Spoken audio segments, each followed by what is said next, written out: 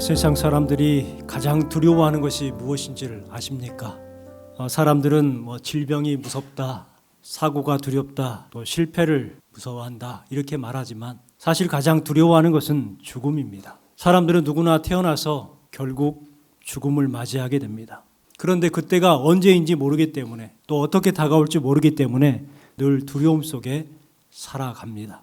인류는 이 죽음의 문제를 극복하기 위해서 끊임없이 노력해 왔습니다. 이집트의 파라오들, 불멸에 또 다시 부활을 꿈꾸면서 거대한 피라미드를 건설했습니다. 하지만 그들은 대부분 단명했고 죽음을 피하지 못했습니다. 진시 왕제는 불로장생을 위해서 몸에 좋다는 것을 다 먹었습니다. 그 몸에 좋다는 것이 오히려 병을 키웠지요.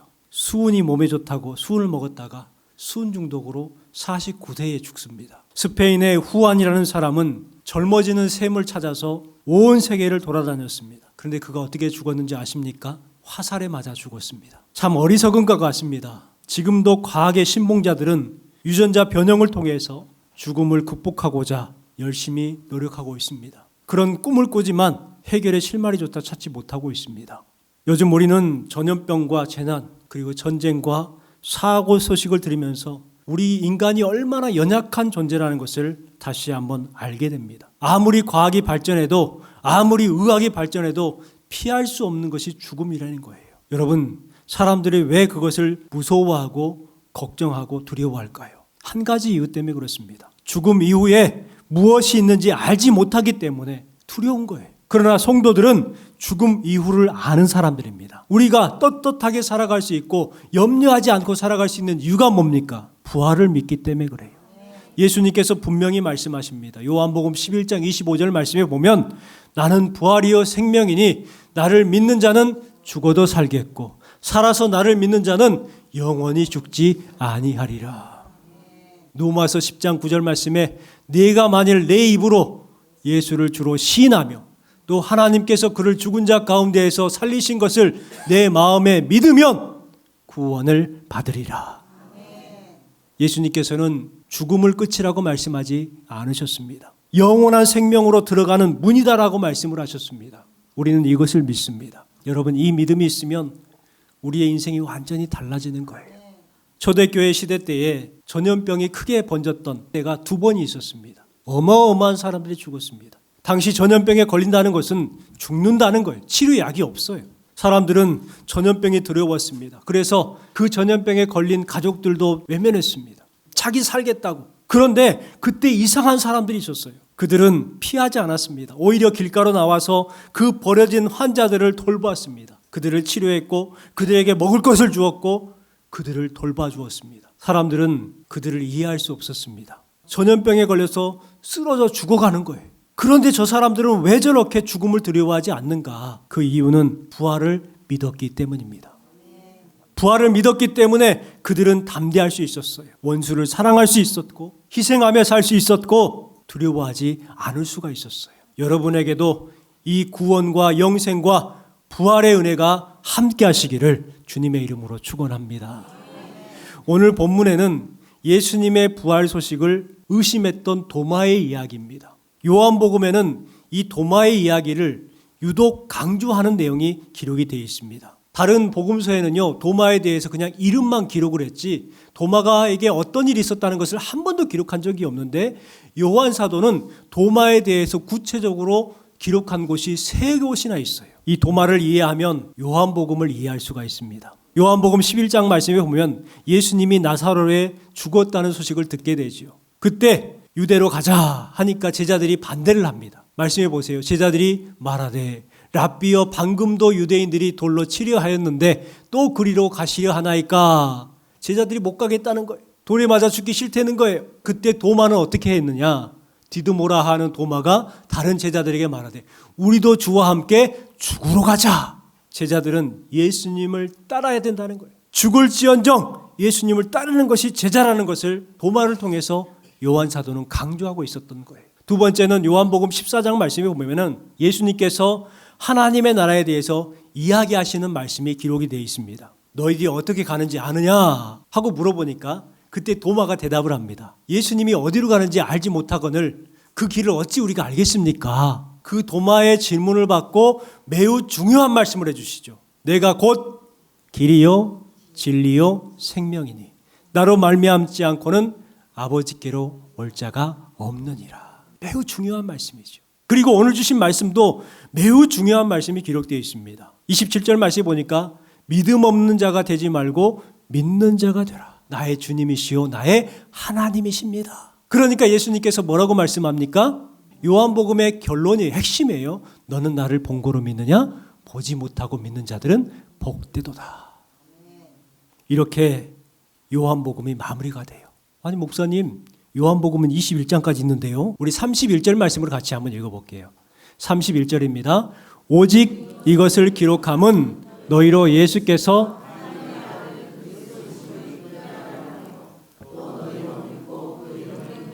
생명을 얻게 하려 함이니라. 오직 이것을 기록함은, 여러분 이 말은 언제 쓰는 거예요? 마지막에. 이것을 기록하는 이유는 예수님이 그리스도 되심을 믿게 하고 그 믿음을 통해서 생명을 얻게 하는 것이다. 여러분 21장은요 에필로그입니다. 추가된 부분이에요. 그렇기 때문에 오늘 주신 말씀이 바로 결론이죠. 부활하신 예수님이 처음 만났던 사람은 누구일까요? 바로 막달라 마리아입니다. 막달라 마리아는 제자들에게 달려가 부활 소식을 전합니다. 하지만 제자들이 믿었을까요? 안 믿었을까요? 믿지 않습니다. 왜냐하면 그 말을 믿기 어려웠을 거예요. 예수님께서 십자가에 달려서 피를 흘리시고 고통당하시다가 죽는 모습을 똑똑히 보았어요. 믿을 수가 없었던 거예요. 그들은 믿지 못했고 한 곳에 모여서 문을 잠그고 불안에 떨고 있었습니다. 그때 예수님께서는 호련히 그곳에 나타나셨습니다.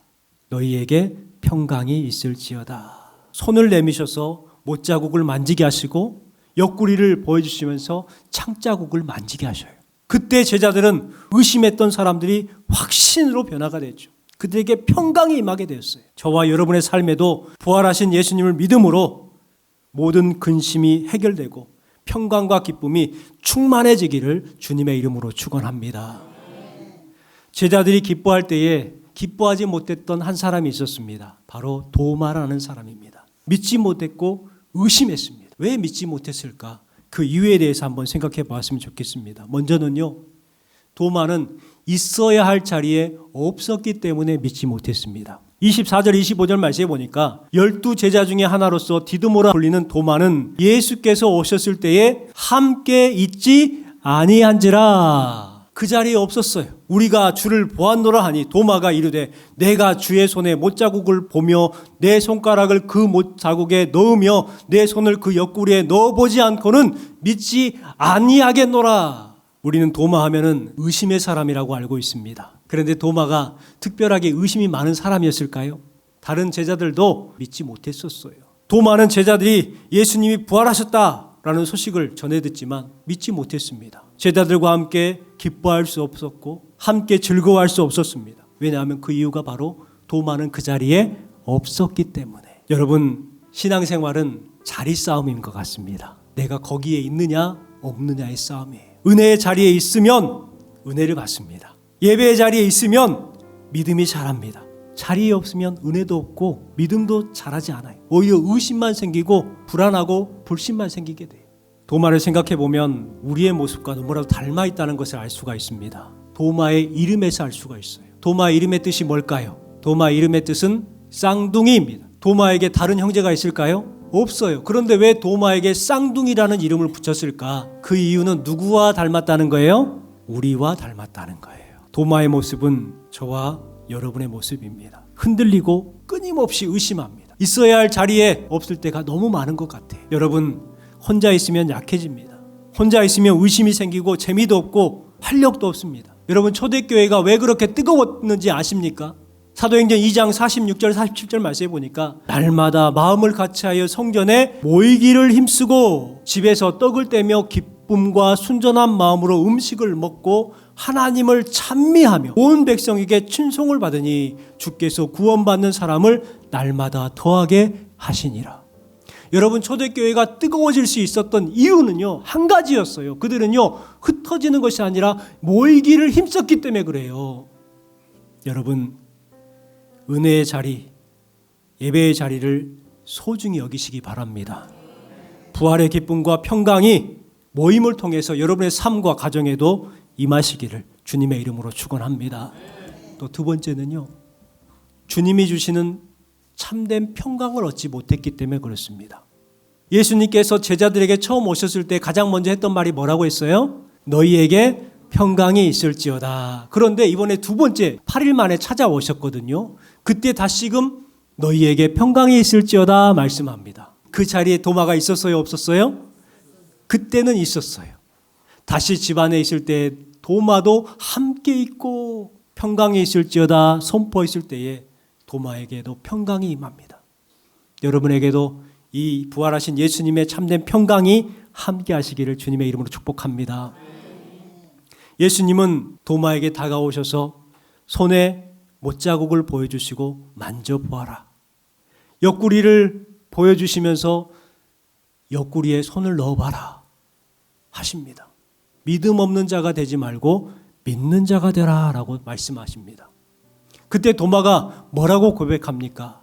나의 주, 나의 하나님이라고 고백하죠. 여러분, 주님께서 원하시는 게 뭘까요?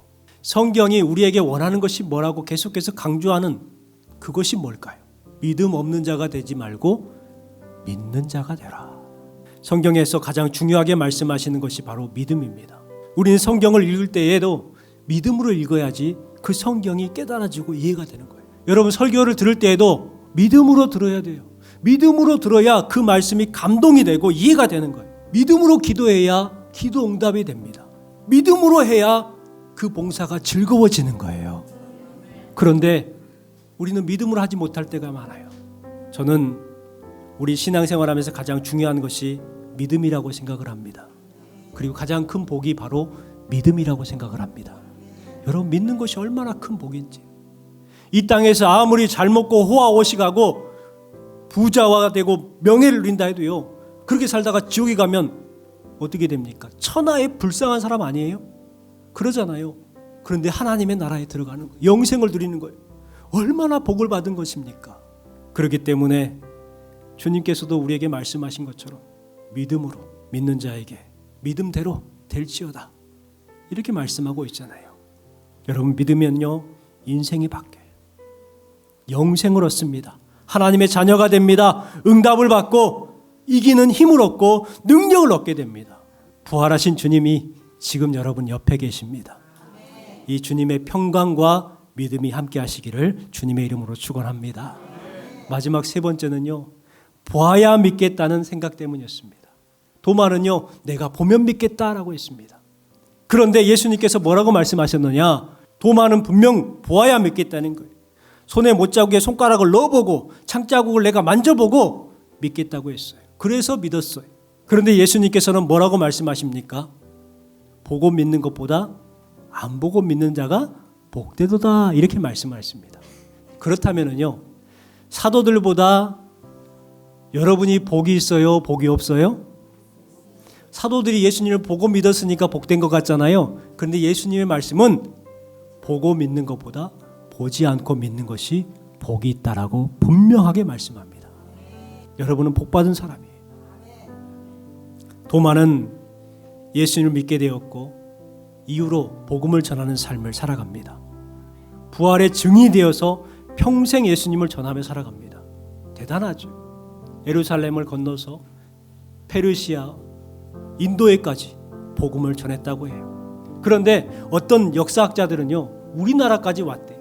도마는 그만큼 복음을 전하는 삶을 살다가 인도에서 창에 찔려 죽습니다. 도마는 평안한 삶을 선택하지 않았습니다. 복음을 전하기 위해서 험한 길을 걸었습니다.